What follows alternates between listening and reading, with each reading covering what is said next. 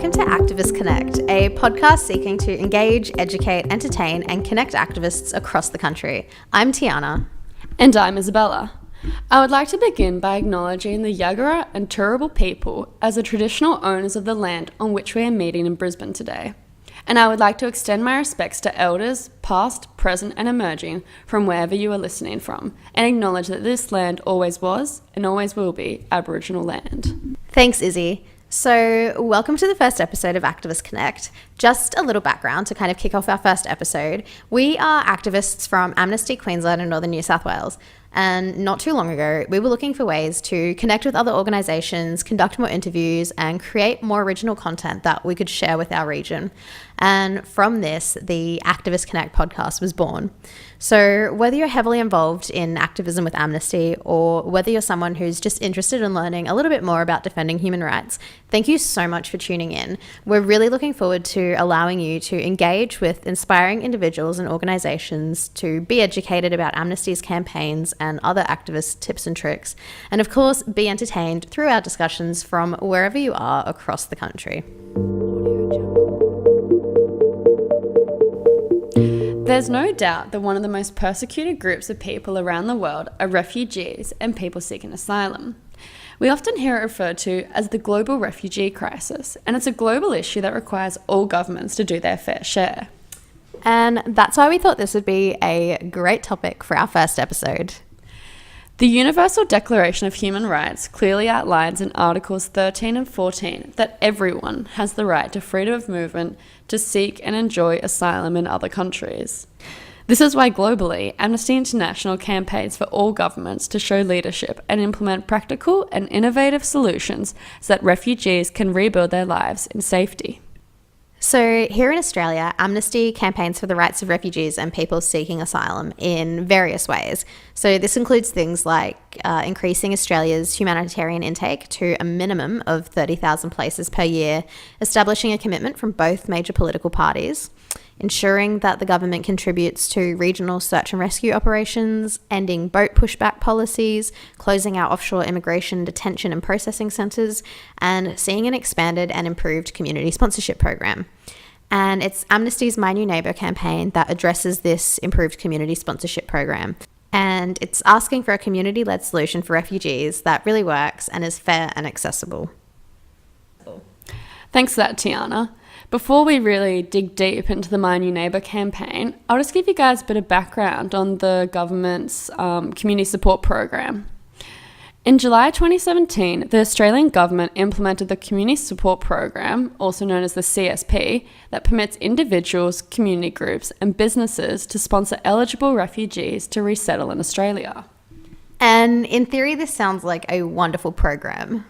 And it does, but each refugee admitted under the CSP reduces the number of places available for refugees under Australia's broader humanitarian program, rather than increasing total resettlement places. So basically, the government is trying to get us to do their job for them. Which is ridiculous. And the CSP is also expensive, and it's estimated that sponsors will pay over $19,000 per application to cover visa applications, airfares, medical screening, and resettlement costs for the first year. To change this, Amnesty Australia is petitioning for a new and improved sponsorship program with our current campaign, My New Neighbour.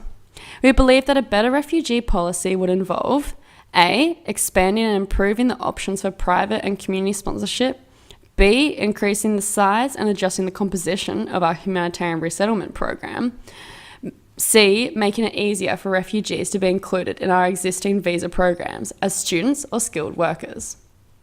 At the forefront of Amnesty's My New Neighbour campaign is Shankar Kasinathan, the National Campaign Coordinator responsible for leading Amnesty's refugee campaign in Australia.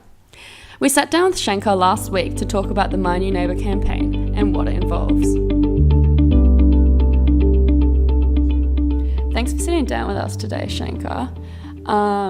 Can you start off by telling us a bit about yourself and what your position at Amnesty involves? Hi, I'm Shankar. I am the refugee campaigner here at Amnesty International Australia, and I'm really lucky to be here with you guys talking about how we can engage our activists on the refugee campaign, the My New Neighbour campaign. So I want to start off by very quickly talking a little bit about where I've come into this space. My family and I came to Australia seeking refuge in the late 80s. My parents were both academics. They were teachers at a university in the hill country of Sri Lanka. So imagine beautiful hillside sort of landscapes, very peaceful community where teachers and students are building a community. And that's where we came from. And my dad was very happy there. My parents were very happy there. My sisters were very happy. When the Civil War came, everything changed very dramatically. And these two people who were very self-sufficient suddenly had to run for their lives to Australia. Now, the way we came was really interesting, you see. So in the late 80s, the Australian government had created a pathway for a group of Tamil Sri Lankans who were fleeing persecution who fitted a certain eligibility criteria. So they needed to speak English, they needed to have some job skills in terms of being able to get work here in Australia. They needed to be of a certain age group. So my dad was too old for this initiative, but my mum was within the age requirement. And they needed to have the means and resources to be able to actually get to Australia as well. These were a number of the different specific requirements, in addition to the fact that they were Tamils from Sri Lanka fleeing, that enabled us to be sponsored by Alice and the Suri, a family here in Melbourne, who are very generous in being able to bring us across. I wanted to point that out for my story because we think about the many other Tamils that didn't fit those requirements, who didn't make it. We were very, very lucky that we were able to meet those pretty tight requirements to come here.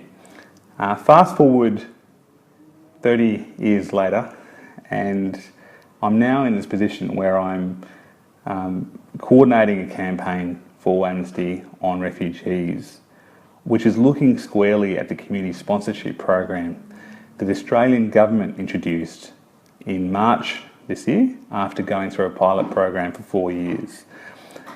The community sponsorship program that we are rolling out is modelled on the Canadian program that has been taking place successfully for 40 years. 280,000 lives have successively been integrated and supported and welcomed into Canadian communities through the community sponsorship program. And we are hopeful that we can do the same here in Australia. And so, yes, my position at the moment here in Amnesty is coordinating a campaign to try and raise awareness about a need for us to be able to do that here. And one thing I really love about the My New Neighbour campaign is that it's really solutions focused. You know, we aren't just calling out the government on their unjust policies or program. We've proposed a solution for the problem, and that solution is the fairer community sponsorship program. Can you tell us a bit more about the My New Neighbour campaign and what it really seeks to achieve? Sure, absolutely. So those of us, and there's many of us who have been on the campaign trail fighting for refugee rights for a long, long time.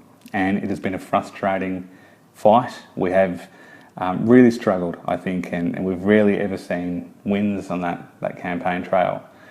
Our focus now at the end of this last year was that we need to do something different. You know, we needed to look at the same problem from a different perspective. And so we had this opportunity with the community sponsorship program that the Australian government has introduced for us to be able to consider, you know, this as an alternative pathway to resettlement. Because that's ultimately what we're trying to achieve, is how do we, as Australians, working on the campaign trail, fight for ways for people to be given protection here in this country, in our neighbourhoods. So community sponsorship tries to do that. Community sponsorship is a program, as I said, in Canada, which has worked successfully, but unfortunately has translated to Australia in a very different way. You know, it's double the costs of the program in Canada. The eligibility criteria is pretty strict here. We kind of need people to be job ready and know English before they get here. And that doesn't really fit the bill from some of our most vulnerable people in the world seeking our protection. And finally, the most cutting thing about the program in Australia is that for every privately sponsored refugee that you or your community group might sponsor, we're taking this place away from the existing intake that this country has. So that's probably the hardest one to get your head around. I think we need to be solutions focused because we need to give our communities and our activists something that we can focus on as a way forward. It's really hard to work on a campaign when you can't see the light and you don't know what it looks like. But we do know what it looks like here in Australia because we can see it successfully working in another country that's not too different to ours. And we can see communities here in Australia really, really quickly embracing that. And that's probably a pretty positive thing to celebrate. Wow, that's incredible. What has the response been so far to the campaign? So that's I think one of the really exciting things about this campaign is that when you start a new campaign, you don't really necessarily know where it's going to go. Only you can hope where it might end up. I think that with the campaign that we've been pushing with My New Neighbour, we've been able to see some 16 local governments to date unanimously call on the Commonwealth Government to expand and improve community sponsorship. So that's 16 local governments that represent communities, big and small, from across Victoria, New South Wales, Western Australia, and we're still hoping to crack into Queensland here. That would be a big day when that happens. But in the last 4 or 5 months, we've really made some inroads into local governments. In addition to that, we've seen old friends come and join the campaign trail. So people like, for instance, the church groups across the country have stood up and said that they are on board. Not far from here, on the Sunshine Coast, the Maroochydore group, big shout out to them, were able to get Bishop Jeremy Greaves, Archbishop I think his name is, I don't know exactly the title, you'll have to look that up, but a very prominent religious leader put out a statement saying that they support the My New Neighbour campaign, call to make community sponsorship better. Then of course you've got your football teams. Western Bulldogs AFL Club has joined us. We're talking to North Melbourne Football Club, and we're breaking into sporting codes like netball and soccer. So casting the net far and wide to try and bring people into the room with us is what we've been doing. And how can activists around Australia take action for the My New Neighbour campaign? So there's a range of ways that we can bring people into the space with us. Whether that's talking to your local football club and saying, hey, how can we create this space to be a more inclusive, welcoming space for refugees, and how can you, together with us, call on the government to expand and improve community sponsorship? That's happening in the ACT, with the ACT Netball Association, working with activists there. They are literally going club to club, saying, can you create this space into a refugee welcome space? And can you join us in calling on the Commonwealth Government to make the sponsorship program bigger? Then it could also be something like writing to your local council and saying, hey, can you guys pass a motion like these 16 other local governments have? You could sign a petition. Those petitions are really, really valuable. We need to be able to tell the government how many Australians are calling on them to expand and improve the community sponsorship program. The other thing that you can do, which is really, really important for this campaign, is to go and empower and engage with refugee service providers and people with lived experience and bring them into the campaign space. And I think that's one of the really, really important things that we can do with this campaign, is that we've got a tangible, practical solution of how we can directly impact on the lives of people who are trying to reconnect with their family members or community members through this program. And so I think one of the things that we must do is give up the space on this campaign and bring into the space people who have lived experience and service providers that support them to walk with us on this journey. Thanks for sharing, Shankar. The My New Neighbour campaign, unlike other campaigns, is very much centred around local communities, as the name community sponsorship suggests. And this is why the campaign strategy involves connecting with local community groups and targeting local councillors rather than state or federal MPs. Can you give us an insight into tips and tricks on community mapping as an important first step in local community campaigning? Community mapping is really fun. I think it gives us a chance to really think about who the people are in our communities that help make decisions. Who are the loud voices? Who are the many voices? Who are the groups that have big memberships? Being able to stop and think and reflect on the spaces in which we live is such an important part of this campaign. It's not that we're not talking to federal MPs or state MPs. I think what we're trying to do with this campaign is find the people that they are going to listen to.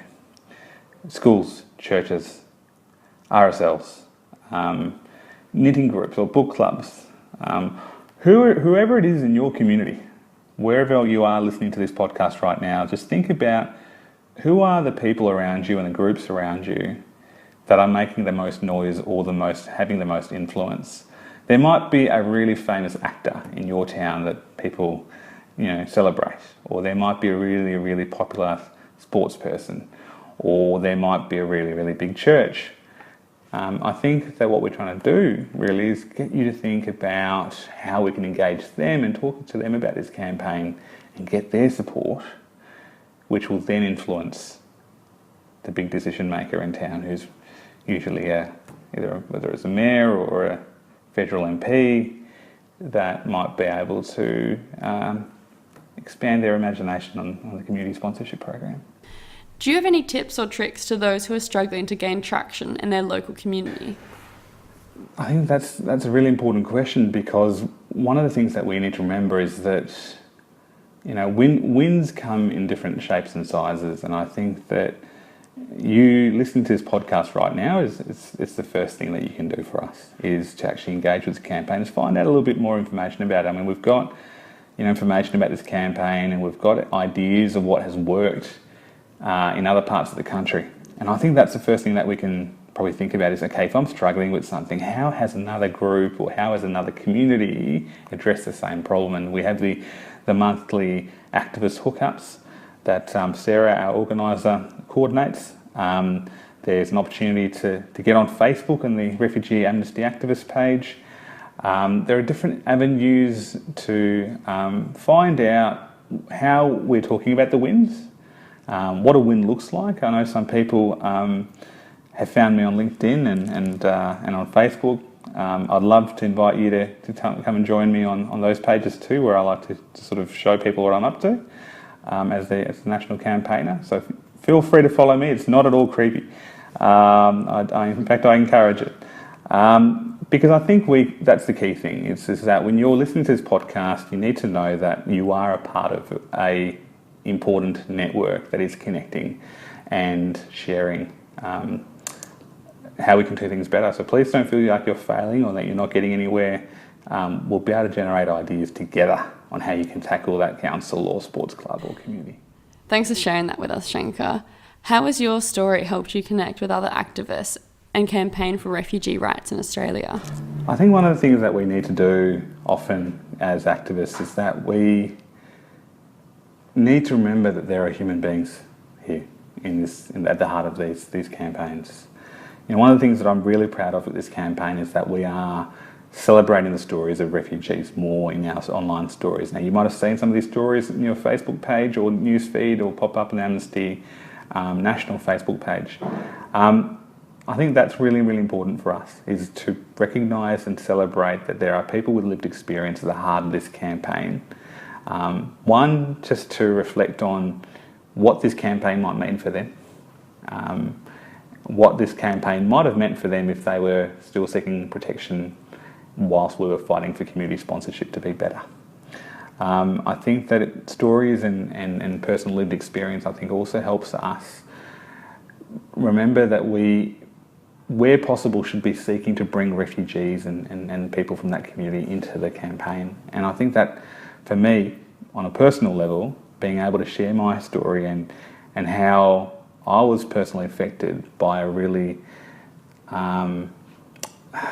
poor community sponsorship program, where my parents are just sheer luck that we got through when many of our friends and family didn't, is sort of an opportunity for me to be able to talk about how, whilst community sponsorship is great, And while it's terrific that refugees have access to some form of it here in Australia, but there's a whole bunch of people that are missing out because it's so exclusive in the way that it's currently being implemented. And I think that's important, is that the nuances of policy, the nuances of technical difference translate to who gets in and who gets out, and are we looking after the most vulnerable people?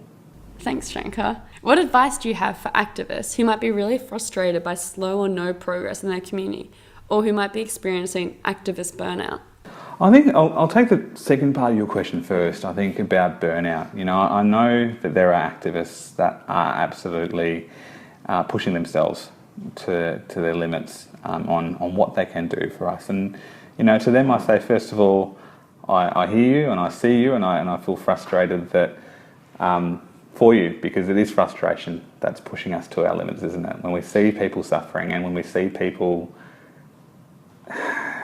who are like us, who have aspirations and hopes like us, locked out of this country, and beyond our immediate reach, we feel frustrated. To them, I say, look, we need you for the long haul. We need you to stay with us. This is going to be a long campaign, and we're not going anywhere, and we want you to stay with us and think about maybe doing one or two things really, really well. It's totally okay to, and I know that my colleagues who are listening to this podcast are probably laughing right now, because I know that I throw myself around a bit. But the truth is that this is going to be a long road, and we need you to, think about one or two things that you could do well rather than many things. And bring other people in to share the workload with you, I think. That's how we grow the movement, right? In terms of being about progress and moving things slowly, we're going to take our community for a long ride with us. If we really want long-term change in Australia, be patient with your community, because a big change is required for us to go from where we are to where we want to go. Some communities are extremely welcoming. I've just been to a little place called Toowoomba in Queensland, and it is amazing to see how far that community has progressed in resettling and welcoming refugees. You might be in a community which isn't quite there yet, but for us to really win, your community must come with us. And so be patient with them. Start with friends. It is frustrating, and I can almost sense your frustration as you listen to this right now. But I think that the only thing that I can tell you is that every single conversation, as frustrating as it might be, is one conversation that we hadn't had before. It was so great to chat to Shankar and hear his personal story and learn more about the My New Neighbour campaign. And as I mentioned to Shankar, I love that the My New Neighbour campaign is really solutions focused. There's a clear goal, and it makes it really easy for action groups to develop effective campaign strategies. And for those of you who are listening who might be working on the My New Neighbour campaign, or who might be working on any other community campaign in the future, I want to discuss some tips and tricks for coming up with an effective community campaign strategy. So, like Shankar mentioned when he spoke to us, community mapping is a great first step in developing a campaign strategy, and it's actually a really fun way to get to know your local community. Campaign strategy is such an important first step when it comes to community campaigning. Once you've developed a campaign strategy, this is going to be the basis for all of the rest of your activities, actions, and events that you plan. Campaign strategy essentially is all about building people power to see a change in your community. And strategy is about turning the resources that you have into the power that you need to get and win the change that you want. So when you're creating a strategy, it's important to ask your group 3 questions. The first of these is, what is the problem? You really need to unpack what problem is facing the group of people that you're trying to help, why it hasn't been solved, and what will it actually take to solve the problem. Secondly, you need to ask, who are our people? So you need to identify your constituency, which is all of the people or groups that have a need to organise and can contribute leadership, commit resources, and become a new source of power for your group. Then you need to identify your supporters. So these are the people or groups whose interests maybe aren't directly or obviously affected, but may still have an interest in backing your work. Then you need to identify your competitors. And these are people who might support your cause, but they're also competing with you for the same pool of supporters or engagement. And you also need to identify your opposition. So you might find that your goals conflict with the interests of other individuals or organizations. And it's really important to identify who these people are so that you can really effectively develop your campaign strategy. And the third question that you need to ask is, what is our goal? A campaign strategy is made up of smaller, more achievable and measurable goals that are going to work towards achieving your end goal. So in essence, a campaign strategy is about using what we have to get what we need to get what we want. So whether you're working on the My New Neighbour campaign or any community campaign in the future, asking these 3 questions and establishing a good campaign strategy will make the rest of your activism so much more effective. Amnesty activists know that to create a successful community campaign, they need to encourage and build large-scale community engagement and support. And the Maroochydore group here in Queensland have been doing just that. We recently spoke to activists from Amnesty Maroochydore who shared some tips and tricks about how they are bringing My New Neighbour to their community.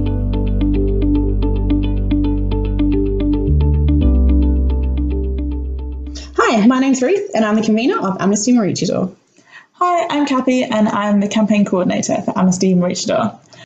So Amnesty Maroochydore started working on the community sponsorship campaign earlier in the year. And I think like a lot of activists, we felt really overwhelmed because it was such a new campaign and such a new concept to us to try and achieve the end goal, which was getting our council to support community sponsorship and to pass a motion for it. And I think that it was really, for us, that was a big thing to look at to try and achieve that goal. It was such a different campaign to work on, wasn't it? It was a different strategy. And it was actually really refreshing for us. So I thought it was a really exciting campaign to jump on board. Definitely skeptical at the beginning. But no, it was really good and it was really easy to get our activists on board with this too, because we could see the genuine positive influence that could come from getting our council to support. And it was nice to be able to work within the local community a little bit too. Yeah, definitely. And I think, so we have a very conservative community where we come from. So I think we couldn't just go straight for that end goal. For us, we had to sit down, we had to map it out and find what those smaller, more measurable goals were going to be for us to achieve that. Because it's such a process to get to that end goal. I mean, that was a fun part of that as well, because it's a new campaign and sort of we came on board with it as it was a new campaign as well. So, and we sort of identified a few key things that would really help us and help our community get on board with this campaign, because for our council to support it, we knew we'd have to get our community on board first. Like that was just a crucial thing for us. And like one of the simple ways that we did that was to get signatures at events, because every signature at an event meant that we were having a conversation with someone about this issue.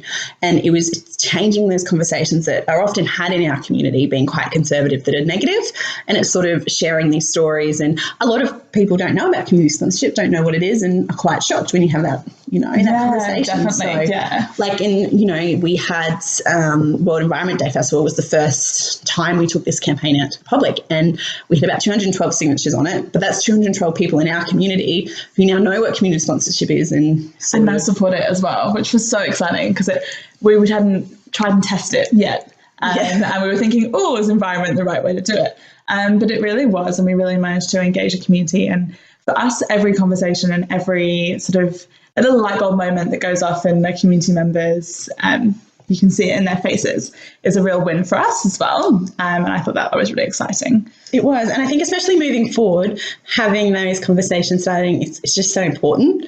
And another way that we wanted to try and change people's ideas of what it was, because I think there's a lot of negative media attention that comes with refugee issues. There just is. And so we really wanted to try and balance that out and be like, here's some positive news stories, and push that as much as we could with the local media. And one of those ways was writing basically a story from our perspective about community sponsorship and getting that into the paper to show, here's actually a positive news story, instead of like sort of the constant negative that you tend to get.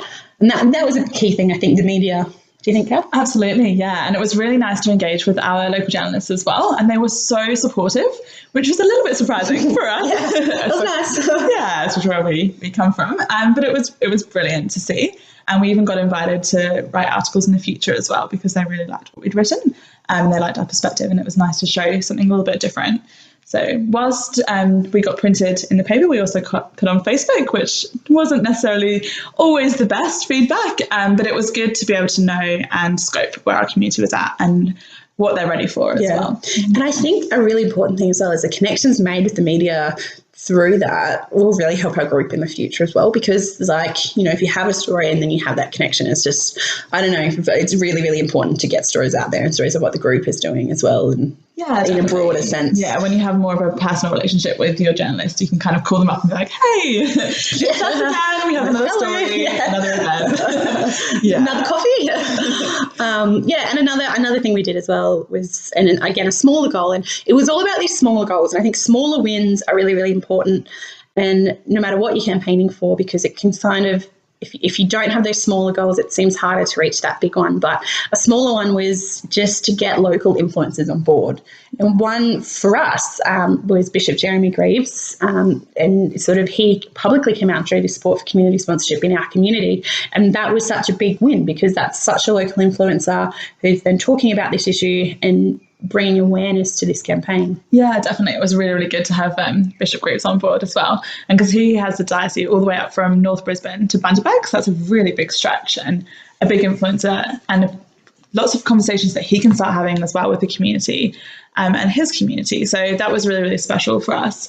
And now he's become almost a friend and likes to pop up at events and kind of support the things that we're doing, which is so nice to have that support, because sometimes in our little conservative community it can get a bit draining, but it's good to look at the wins you've already had. Yeah, and that built us up so much too, I think, at the start of the campaign, because we kind of went guns blazing at the start of the campaign, and then it reaches a point where it's like, keep going. And that sort of comes down to the next thing that we did, is constantly revisiting and reevaluating our goals. And that's something as a group I think is really, really important to do, because you sort of, there's always things you can build on, things you can add on and change tactics. Like I think we had to change tactics a few times and look at things a different way. And I think that's something that's really, really important that we try and constantly do to find out what those new smaller wins will be to get to that end goal. Exactly. And I thought that was really important too. I thought that it was really important that we made sure that we stayed in touch with the whole group as well. So not just the ones who were working on the refugee campaign, and making sure we knew where they were at and how everyone's feeling too, and just checking in with our activists, because that's such an important part of who we are. Yeah, and I think as well, communicating this campaign to our activists in our group was such an important thing to do, because this campaign isn't like another one. It's not it's not a one-liner, hey, it's sort of, you have to communicate it, you have to learn how to communicate it. So one of the things we actually do now for our events is we sort of write a blurb to questions that they can help start with people about it, and sort of a blurb of what it is and what to say. And we try and do that and tailor it to each event we do. And I think that that's something that we kind of came back with, helped our activists a lot, because it's hard to do that first bit, especially like, hey, do you support community sponsorship? What is that? Probably, I don't know. So I don't know. I think that was a really good tool that we had in our group. Getting our council on board, and that's okay. We know that, and we know that it's going to take time, but that's sort of part and parcel of it, and knowing that from the start, I think, is really important. Okay, so I think it's time to talk about some of the roadblocks that we've come across, because we have had quite a number, but I think sort of there's lots of things you can do to get around them, and sort of it comes back to that reevaluating is something that's really important. But I think for us, one of our first roadblocks was one of our goals was to get that positive media attention as much as possible, and we published an article which is really softly written. Like I think that was like to try and communicate this idea as softly as we can to the community without sort of we really went for the asylum seeker resource centres words that work, and really steered clear of any of the words that sort of might trigger a negative conversation or anything like that. Just sad that we had to do that, but it's really important, I think. And what happened with that article, it was great. That article was published. We were stoked. It was really nice. And then what happened is somebody it got lost from the journalist who published it to the point where it went online on their Facebook page, and somebody decided to change the title to Opening the Floodgates, which, you know, really goes against everything that we put into that article. We tried so hard and it was so spun against us. And the annoying thing about it as well is that it was subscriber content. So all they saw was the picture of us. So just for context, in this media article, there was a picture of the three of us at the beach, sort of with our refugee shirts on. And so basically they couldn't read this article that we'd written, which defeated the point of why we'd written it, is to start this conversation. And it'd been published with that really negative title of, well, not negative, but like really ill-advised to open that discussion. Yeah, a title that was deliberately going to spark debate. Yes, clickbait, basically. Yeah. And then so there was about 400 negative comments that came out of that. And, you know, I think my favourite was the brainwashed idiots. Don't know who brainwashed us, but sure. And we were called all things under the sun, weren't we? Which was just lovely. It was a really, for me, it was really, really interesting, because that was the first time, other than at events where you get people who give you negative feedback and no, you know, and those sort of things. It was really, I think some of it was really confronting, because it's like for the first time, and some of it was very personalised at us. Exactly. Because they saw the picture of us. And I think that, you know, it was just, that was a roadblock, I think. And overcoming that was a big part of what. Definitely. And I think it affected all of our group members in a little bit of a different way as well. And it was shocking and a little bit upsetting to be just like personally taunted a little bit by that. And it was really hard not to become a keyboard warrior myself, definitely, and retort to some of them. But it was nice when we saw some community members that we didn't know responding to the comments and having some positive feedback. Yeah, and I think that it was good to sort of reach onto that and realise that, okay, this clickbait thing worked and it got people talking negatively, which is probably what there was still some positivity there, and that's important. Yes, there's still those people that care in our community. Yeah, and I think it just really taught us to be really aware of how they might use certain things. And, you know, I think it was great that we published the article, and I think it started that conversation, and that was really important. So, and I think we talked about it as a group and at a group meeting. And I think that was something that was really key, because all of our group needed to become aware. Absolutely. And talk about like what they were feeling about that and those sort of things. And, you know, I think the three of us were pretty lucky because we had each other, and we really, you know, it was water up a duck's back to us, I think. But one of the things in terms of the difficulties that we face as well, and we try and communicate with our group members, is that you don't need to engage with the unpersuadables.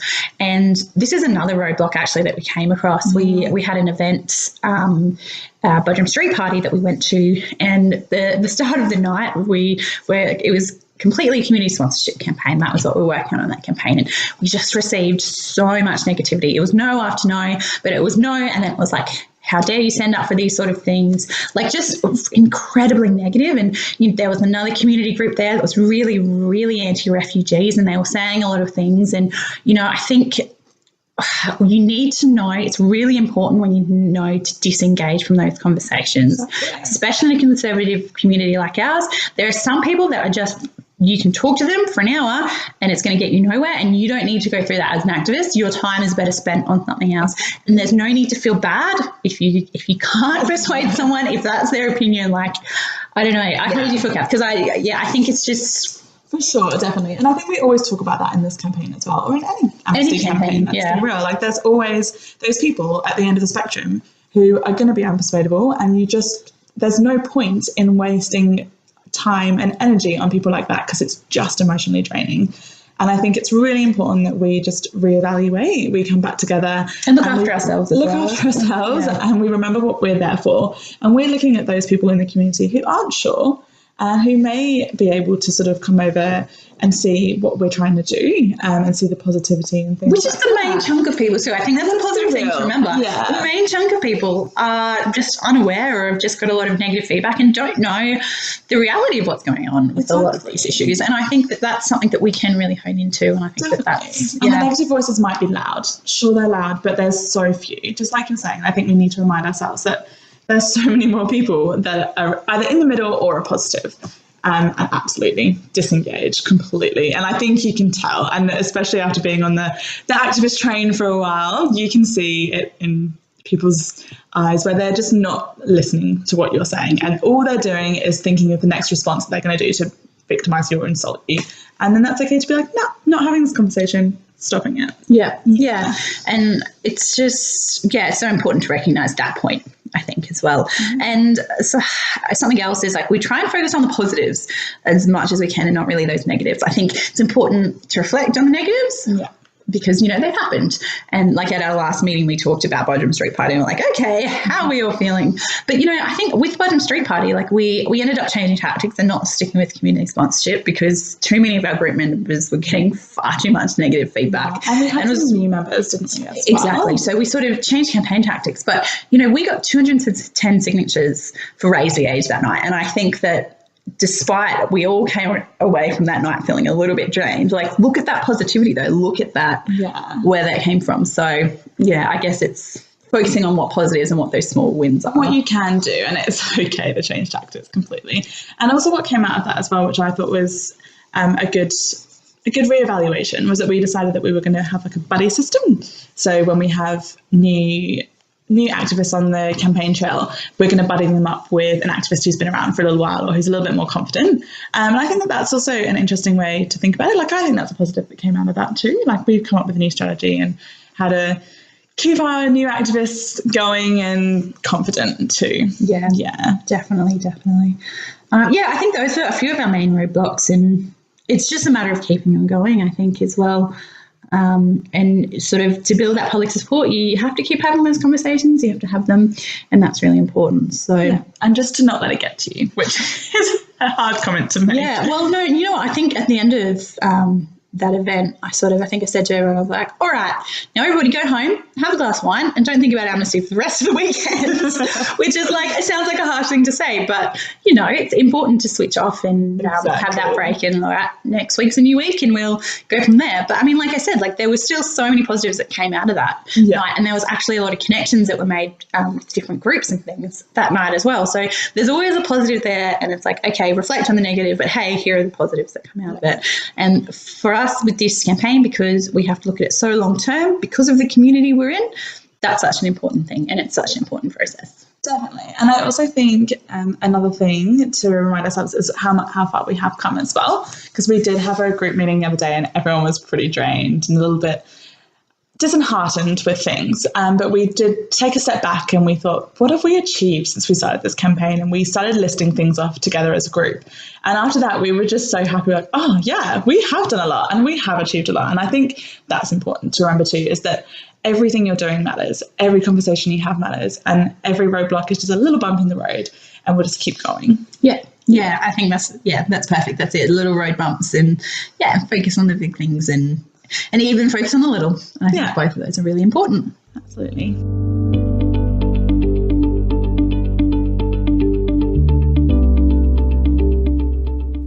It was really great to hear from Amnesty Maroochydore about the work that they've been doing in their community to build large-scale community engagement and support for the My New Neighbour campaign.